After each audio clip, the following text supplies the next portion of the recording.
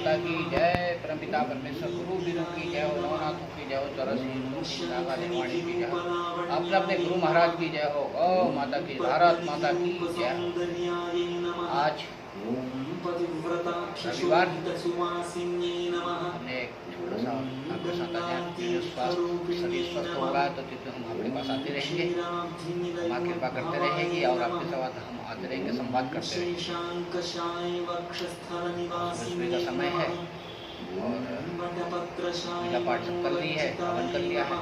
अब मैंने नाश्ता बनाया है, आज संडे था तो मैंने कुछ स्पेशल बनाने की बहुत दिनों बाद खाने की इच्छा हुई, तो आलू बड़ी की सब्जी और रायता बनाया है। देखो मैं दिखाता हूँ आपको, चलते हैं दिखाता हूँ। ये देखो रायता बनाया है, ये मैंने रोटी बना ली है और इसमें आलू बड़ी की सब्जी है। सब्जी भी दिखाता हूँ आपको। ये देखो ये आलू बड़ी की सब्जी है, भी बनाते हैं, लगाते हैं, फिर खाते हैं, फिर मिलते हैं। ये देखो रायता सब्जी रोटी तैयार है हमारी, खाते हैं फिर मिलते हैं, ठीक है। अभी चलते हैं क्योंकि भोजन बैठ के करना चाहिए हमेशा। ये मेरा खप्पड़ है, मैं इसी में खाता हूँ और मेरा गिलास अपना है, उसमें पानी पीता हूँ। ये अपना पानी का गिलास, ये अपना खप्पड़ और ये अपना थर्मस पानी का, सब चीज़ को साथ ले करके चलते हैं। मैं जहाँ भी जाता हूँ अपना पात्र और अपने सारे पात्र अपने साथ लेके जाता हूँ, क्योंकि अपने पात्र में भोजन करना चाहिए, कहा गया है।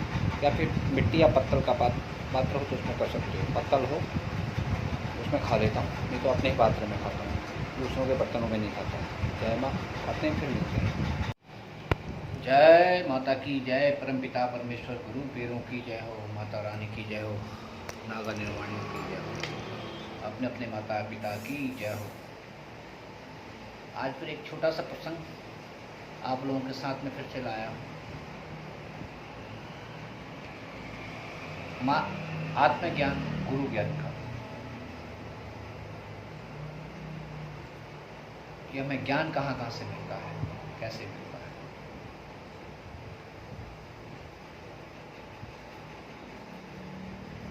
सबसे पहला ज्ञान हमारी आत्मा हमें स्वयं देती है, अगर हम समझ सकें तो।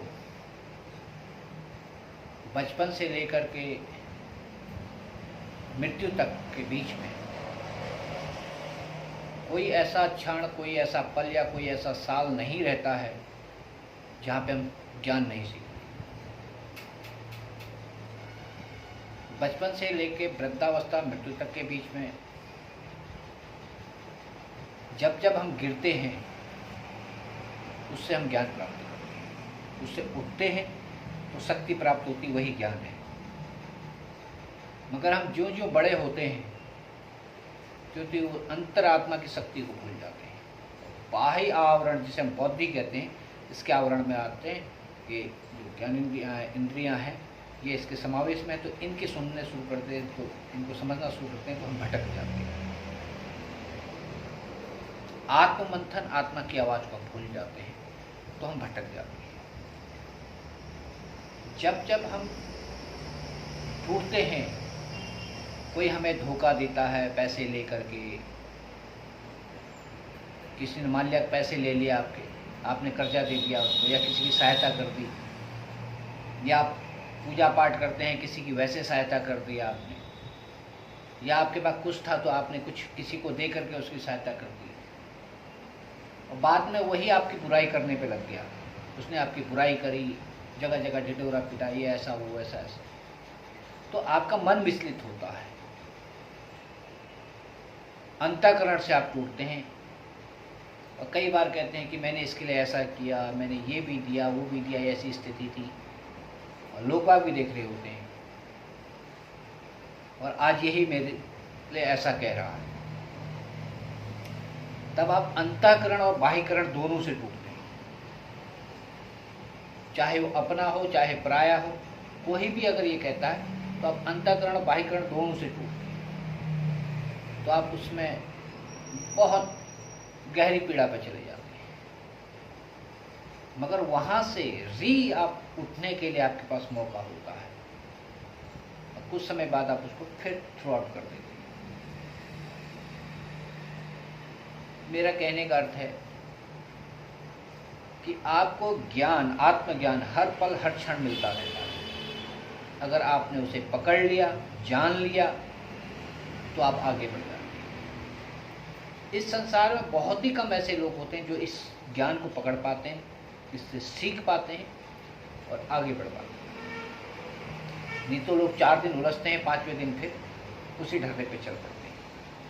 फिर वो तलाशते हैं किसी दूसरे साधु सन्यासी को, किसी ब्राह्मण को, किसी ज्योतिष को ना, किसी चमत्कारी को, किसी मुल्ला को, किसी मौलवी को, किसी पीर को, किसी फकीर को, किसी पादरी को। वो फिर ढूंढ रहे हो, मगर वो आत्मज्ञान उनके अंदर ही होता है। जिस क्षण उनको एक धोखा मिलता है, उसी क्षण उनकी आत्मा उनको कहती कि अब तू ये कर, इसको मत कर। अगर वो उसको पकड़ के उसमें चल पड़ते हैं तो आगे बढ़ जाते हैं। फिर 4 दिन चलने के बाद फिर वो पीछे आते हैं तो फिर पीछे आना शुरू हो जाते हैं। ये उनका अनुभव भी है। अगर किसी ने ये चीज़ें करी हैं तो उसका अनुभव होगा उसके पास में, तो सोचेगा।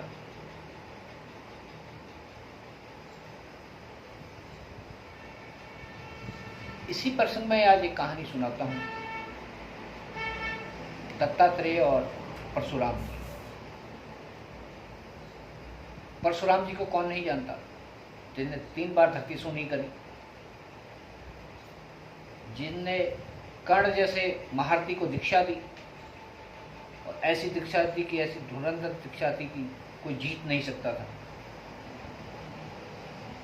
जो बिगर कहने से पहले फरसा चला देते थे और सर धरते अलग कर देते। वो भी अंतःकरण की अग्नि से, बौद्धिकता की अग्नि से विचलित नहीं हुए। ज्ञानी थे, अच्छे ऋषि की संतान थे, बलवान थे, बलिष्ठ थे, मगर क्या आत्मज्ञान नहीं हो पाया। उनने आत्मज्ञान को जानने के लिए इस संसार में कई महात्माओं की भी हत्या करी। अपनी मां की तो हत्या करी, कई महात्माओं की भी हत्या करी। वो जिसके पास भी जाते थे उसके पास समय काटते थे, सीखते थे, और जब जो वो चाहते थे वो अगर नहीं मिलता तो उसका सर धरते अलग कर देते, फिर आगे बढ़ जाते थे। ऐसी करते हुए उन्होंने कई ऋषियों के भी गर्दन उड़ाई, कई महात्माओं की गर्दन उड़ाई, मगर उनको जो आत्मज्ञान का बोध था वो नहीं मिला, जो अहंकार को मार सके। क्योंकि जहां पे क्रोध होता है वहां पे अहंकार होता है, जहां अहंकार होता है वहां क्रोध होता है।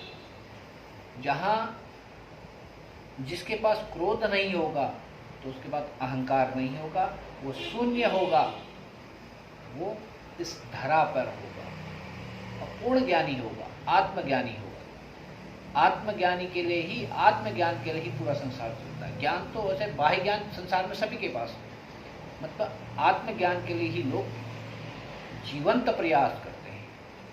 अच्छे गुरु के पास इसलिए जाना चाहते हैं कि आत्मज्ञान पाने के लिए, आत्मा की जो पथ है उस पर चलने के लिए, उसको समझने के लिए। इसलिए गुरु को ढूंढ रहे होते हैं, सदगुरु को ढूंढ रहे होते हैं, जो उनको आत्मज्ञान की ओर ले जा सके, प्रशस्त कर सके उनका पूरा जीवन,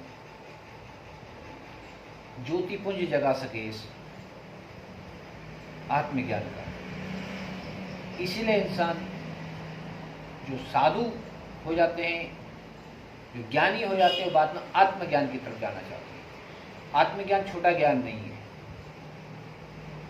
उसको पूर्ण करने के लिए, उसको पाने के लिए बहुत सी इच्छाएं, इंद्रियां, सबका विरक्तिकरण करना पड़ता है। इसलिए जब परशुराम चारों ओर से हार गए,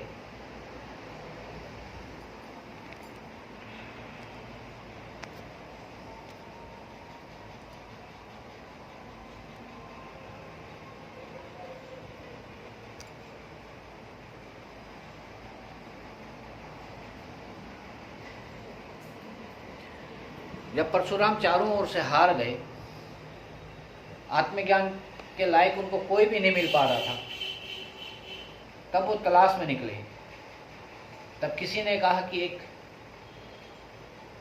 ऋषि हैं उत्तर की तरफ,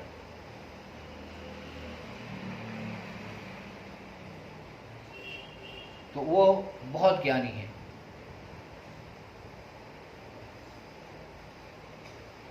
देखो, आत्मज्ञान में और तंत्र शास्त्र में दो का नाम सबसे ऊपर आता है, दादा मत्स्येंद्रनाथ और दत्तात्रेय का। योग माया में अगर योग शक्ति में किसी का नाम लिया जाता है, इन दो का नाम लिया जाता है, जो सबसे ऊपर रहे योग। दत्तात्रेय को तो ब्रह्मा विष्णु महेश का अवतार माना जाता है।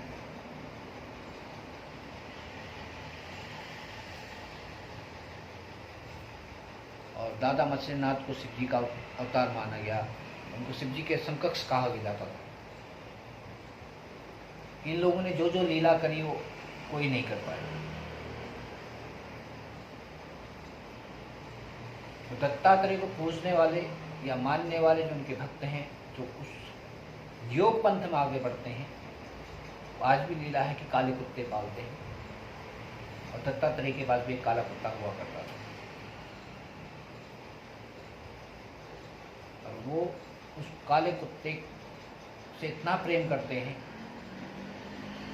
कि बहुत से योगी तो एक साथ भोजन करते हैं। हम तो श्वान कुत्ता कहते हैं, वो एक भैरव है, उसको भैरव को प्रारूप कहा गया, भैरव की सवारी कहा गया, और महाकाल यमराज कहा गया ना।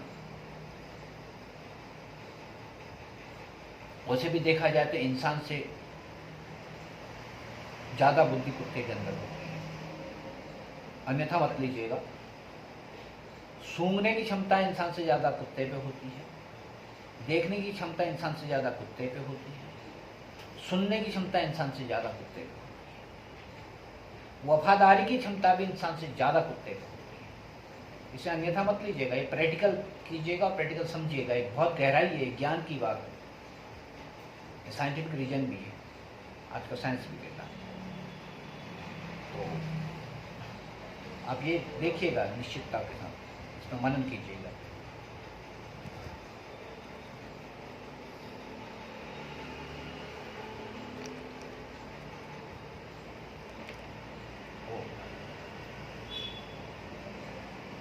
आज भी जितने साधक हैं, अच्छे साधक जो आत्मज्ञान की तरफ भागते हैं, तो उनके पास एक काल भैरव जरूर मिलेगा।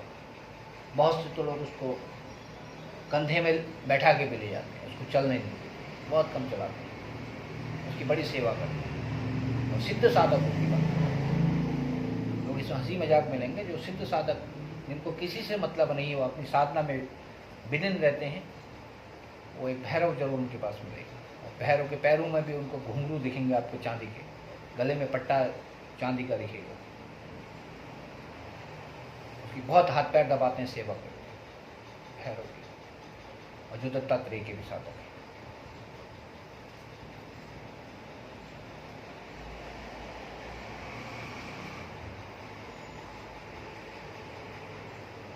तो जब परशुराम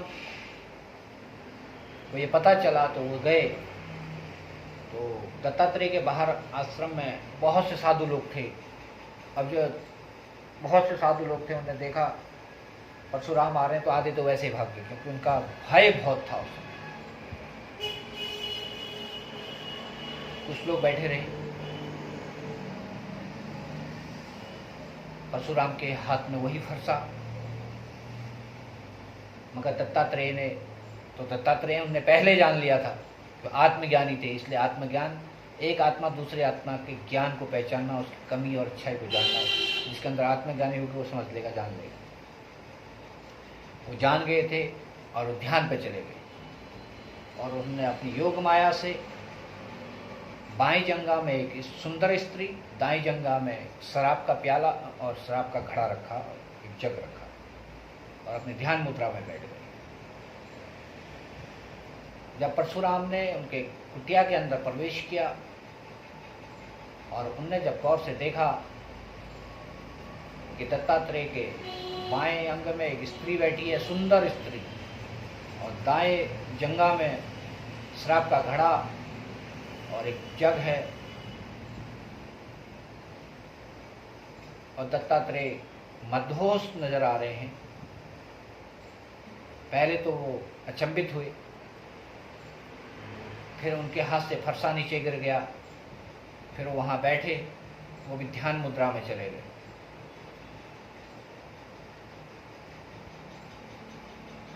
जब वो बैठे तो कुछ साधु संगत जो वहाँ बैठी थी वो बाहर को निकल गए, कुछ वहीं बैठे। जब वो ध्यान मुद्रा में गए, जब धीरे धीरे उनको आत्मबोध होने लगा, तो दत्तात्रेय ने जो माया जाल से रचा था वो स्वयं गायब हो गया।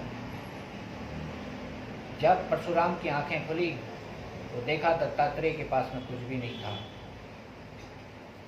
तो तब तक उनका जो ज्ञान चक्षु था वो खुल चुका था, जो क्रोध था वो खत्म हो चुका था, और वो नन मस्तक हो गए। वहां से उनका जो अहंकार और जो क्रोध था उसका समन हुआ। तो उन्हें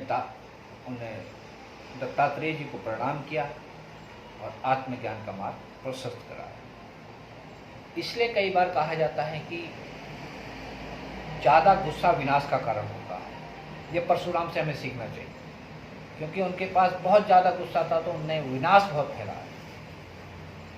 जब वो शांति की तरफ गए, जब आत्म मंथन हुआ, आत्मबोध हुआ, तो सत्य मार्ग की तरफ आ गए।